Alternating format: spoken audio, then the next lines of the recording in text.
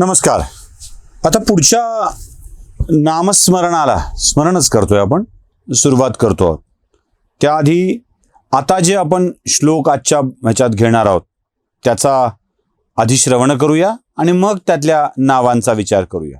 चला श्लोक ऐकू. वेद्यो वैद्यः सदा योगी वीरः माधवो मधुः अतीन्द्रियो महामायो महोत्साहो महाबलः महाबुद्धिर्महावीर्यो महाशक्तिर्महाद्युतिः अनिर्देश्य वपुः श्रीमानमेजात्मा महादृढृक् महेश्वासो महीभर्ता श्रीनिवासः सताङ्गतिः अनिरुद्धः सुरानन्दो गोविंदो गोविदांपतिः. या श्लोकातला सगळ्यात पहिला शब्द आहे तो म्हणजे वेद्य. वैद्य नव्हे, वैद्य दुसरा आहे, तो वेद्य. हे वेद्य काय आहे?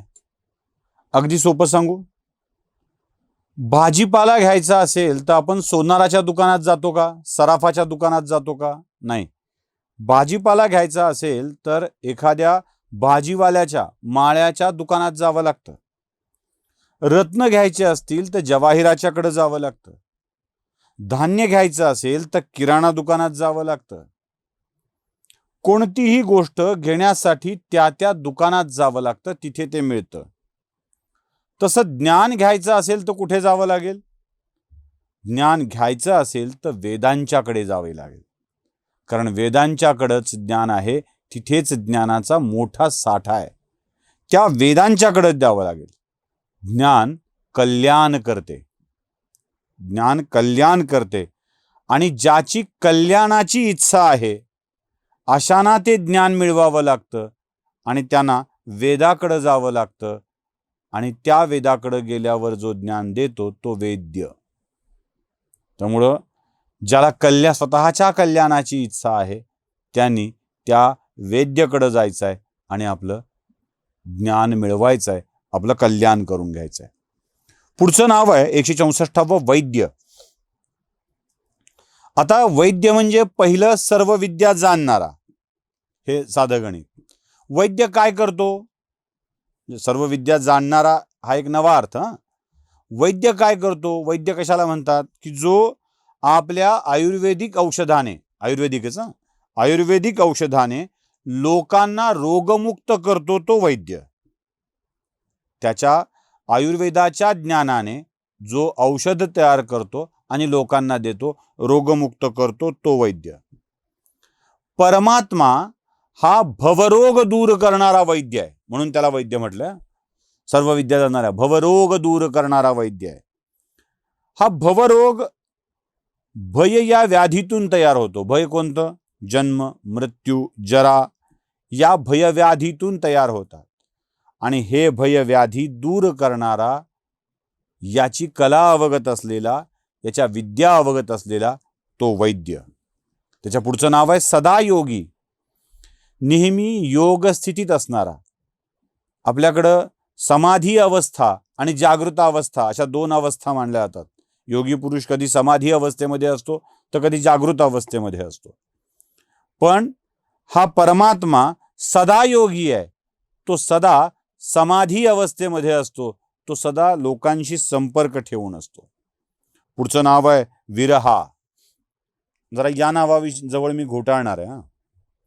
विरहा म्हणजे काय? विरहवाला विरहा नाही. विरहा म्हणजे परमेश्वरांच्या विरोधात असणाऱ्यांना मारणारा. साधा सरळ अर्थ राक्षसांना मारणारा.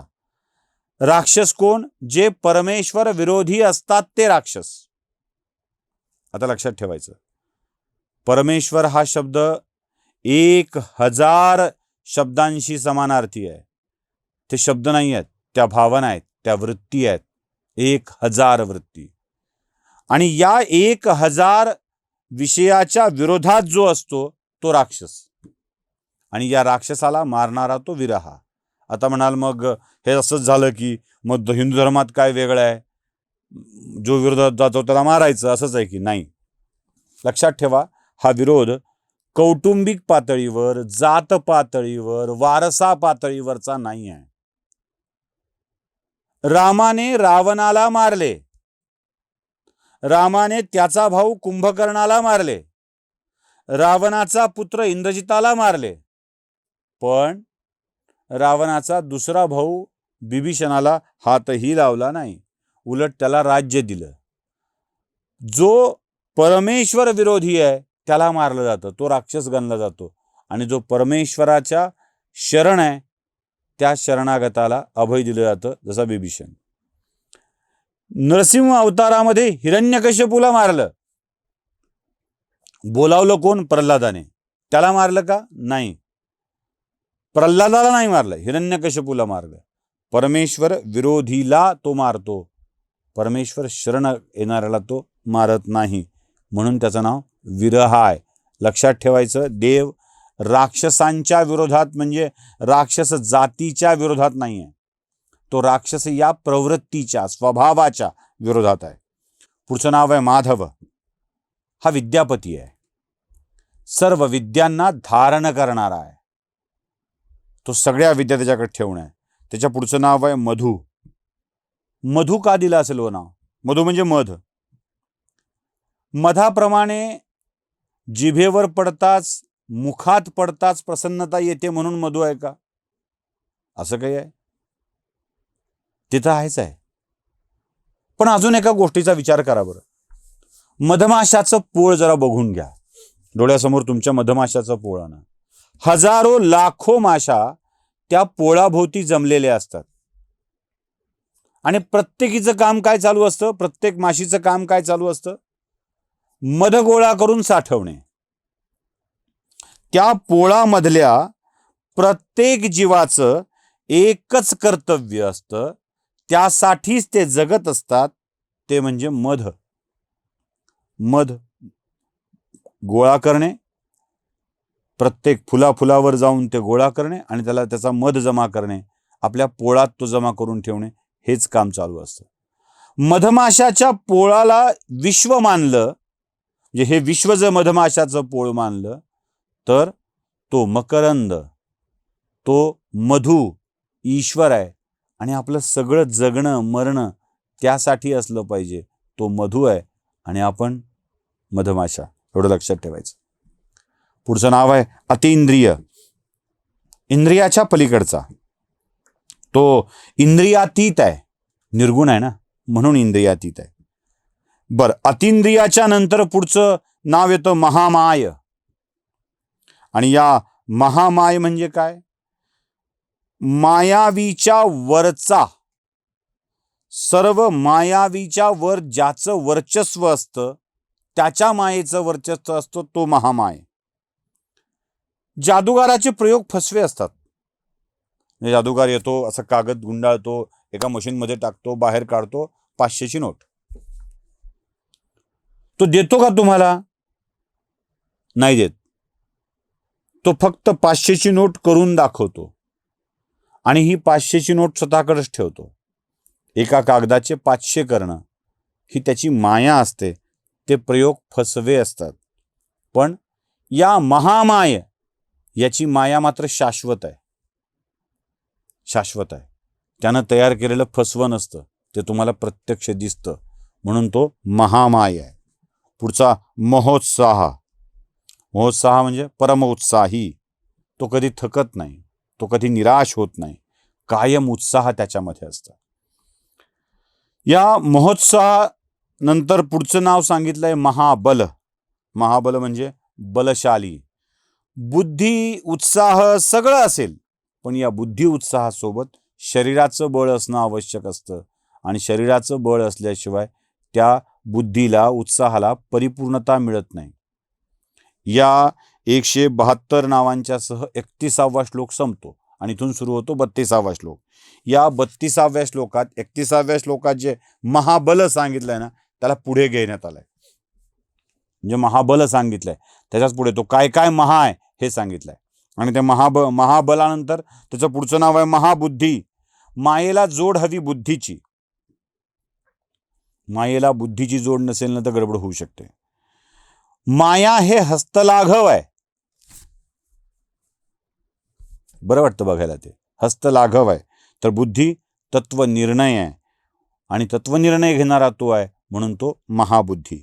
पुढे महावीर्य. महावीर्य म्हणजे इष्टकार्य घडवून आणण्याची क्षमता असलेला, योग्य कार्य घडवून आणण्याची क्षमता असलेला. त्याच्या पुढचं नाव आहे महाशक्ती. महावीर्यानंतर महाशक्ती. ही महाशक्ती काय आहे बघा. आता एक बीज आपण पेरतो. गृहीत धरूया की आंब्याची कोय लावली, एक आंबा खाल्ला, आंब्याची कोय मातीत पेरली. आता त्या कोयीतून एक झाड उभं राहतं. त्या झाडाला पुढे आंबे लागतात. इतके आंबे लागतात की आपण सगळे खाऊ शकतो बसून, घरातली माणसं. शेकड्यानी आंबे लागतात. त्या शेकड्यानी आंब्याच्या मध्ये शेकड्यानी कोयी निघतात आणि त्याचं बीज होऊ शकतं. आता ही महाशक्ती किती आहे बघा. एका बीजात शेकडो आंबे तयार करण्याची शक्ती दरवर्षी एका बीजात आहे. एका खाऊन फेकलेल्या कोयीत ती शक्ती आहे. एका वृक्षाला फळे, पुन्हा फळाला बीज, हे लागण्याची आणि त्याला वाढवण्याची शक्ती एका बीजात असते. तशी या सृष्टीला फुलविण्याचं, फळविण्याचं काम जो करतो ती महाशक्ती काय असेल, म्हणून ती महाशक्ती आहे. पुढचं नाव आहे महाद्युती. महाद्युती म्हणजे काय? द्युती म्हणजे प्रकाश. द्युती म्हणजे प्रकाश. हा विश्वरूप प्रकाश ज्याचा आहे ना, तो महाद्युती आहे. म्हणजे हा प्रकाश अंतर्बाह्य कांतिमान करतो. तो स्वतः अंतर्बाह्य कांतिमान असतो, म्हणून तो महाद्युती आहे. अनिर्देश्य वपू, अव्यक्त मूर्ती, ज्याच्या दिसण्याविषयी काहीच बोलता येत नाही. कधी कधी वाणी शांत होऊन जाते, बोलता येत नाही, काय व्यक्त व्हावं ते कळत नाही. ते दिव्य रूप समोर दिसल्यावर काहीच बोलायचे उरतच नाही, वाचा फुटत नाही. तो अनिर्देश्य वपू. त्याच्या पुढचं नाव आहे श्रीमान. श्रीमान म्हणजे समग्र ऐश्वर्यशाली, ज्याच्या ऐश्वर्याला कधीच क्षय नाही. लक्षात घ्या, राजस्व हा शब्द आपल्याकडे वापरला जातो. हिंदीमध्ये विशेष करून राजस्व मंत्री असं म्हटलं जातं. आपल्याकडं उगाचच मराठीत त्याला महसूल म्हणतात. हा जो राजस्व नावाचा शब्द आहे, तो त्यातलं धन राजाचं असतं, तो घेऊन जातो, ते राजस्व. देवस्व, देवाचा वाटा असतो, तो घेऊन जातो, आपल्या धनाला क्षय होतो. पण या श्रीमानच्या धनाला कसलाही क्षय नाही. हे स्व असं आहे की जे कोणीच नेऊ शकत नाही. पुढचं नाव आहे अमेय आत्मा, ज्याच्या बुद्धीचं मोजमापच करता येत नाही. सागराची खोली जशी मोजता येत नाही असं म्हणतात, आकाशाची उंची मोजता येत नाही असं म्हणतात, तसं तो अमेय आत्मा आहे, ज्याच्या बुद्धीचं मोजमाप करता येत नाही. तो अमेय आत्मा. 180वं नाव त्याचं आहे महाद्रिधृक. आता महाद्री म्हणजे मोठा पर्वत आणि धृक म्हणजे धारण करणारा. मंदरांचलासारख्या अवाढव्य पर्वतांना जो धारण करतो तो महाद्रिधृक. म्हणजे बघा, लक्षात घ्या, तो पर्वतांनाही धारण करणारा आहे, इतका तो शक्तिमान आहे. आणि इथे 32वा श्लोक संपतो आणि 32व्या श्लोकानंतर पुढे एक वेगळंच नाव येतं, ते म्हणजे महेश्वास. 181वं नाव आहे महा ईश्वास. महेश्वास षटकोणाचा श आहे. महा म्हणजे मोठं आणि ईश्वास म्हणजे धनुष्य. मोठं धनुष्य धारण करणारा तो महेश्वास. महिभर्ता. महिभर्ता नाव, भरता हे आपण ऐकलंय, धाता हे आपण ऐकलंय. यातला महिभर्ता जो आहे ना, मही म्हणजे पृथ्वी. पृथ्वी समस्त जगताचं पालन पोषण करते. सगळ्या जगताला धान्य देते, पाणी देते, हवा देते. समस्त जगताचं पालन पोषण, समस्त जगताची, विश्वाची भरता कोणी असेल तर ती पृथ्वी आहे. पण या पृथ्वीचा भरता कोण असेल तर तो परमात्मा आहे. म्हणून तो महिभर्ता आहे. या पृथ्वीचंच पालन पोषण करण्याची जबाबदारी त्याच्यावर आहे. समुद्र वसने देवी पर्वत स्तन मंडले आपण असं म्हणतो ना, एवढ्या अवाढव्य पृथ्वीचा पालन पोषण करता तो परमात्मा आहे. त्याच्या पुढचं नाव आहे श्रीनिवास. श्री लक्ष्मी. निवास, लक्ष्मीचा निवास. कुठे? हृदयात.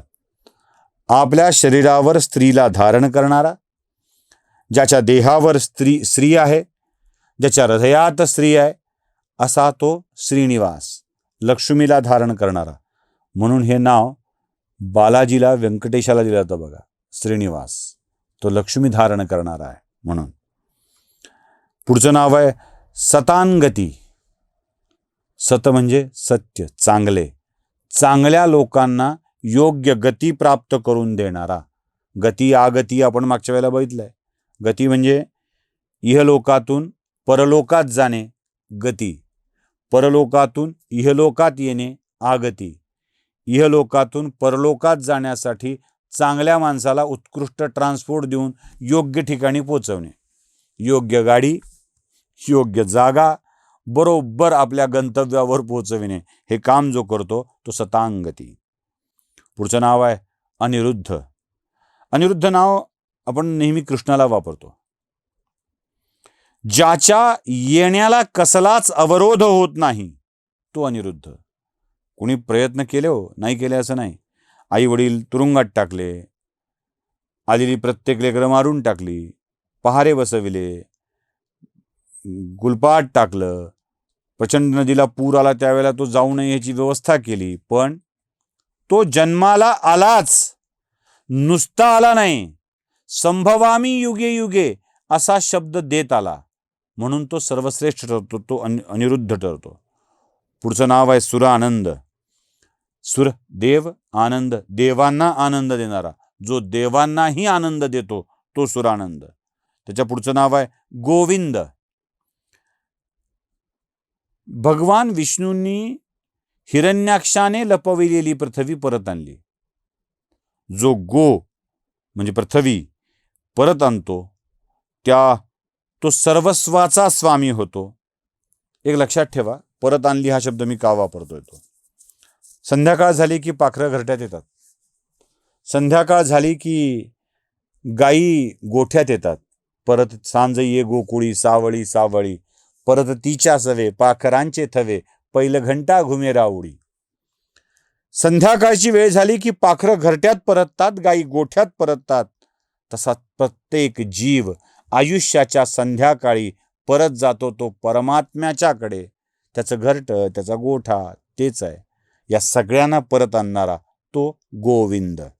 आणि 188 नाव आहे आजचं, शेवटचं 33व्या श्लोकातलं शेवटचं नाव आहे गोविंदपती. वेद ही गूढवाणी आहे, आणि या गूढवाणीचा व्यत्यय जे असतात त्या गोविंद यांचाही तो पती आहे. या सगळ्या नावांचा विचार करता करता आम्ही कोणत्या विष्णूचं स्मरण करतोय, आठवण करतोय, याची जाणीव असली पाहिजे. आम्ही नेमका कोणाला साथ घालतोय हो, कोणाला बोलवतोय? जो श्रीमान आहे, अमेय आत्मा आहे, या महिभर्ता आहे, श्रीनिवास आहे, या परमेश्वराला आपण वारंवार स्मरतो आहोत, नमन करतो आहोत.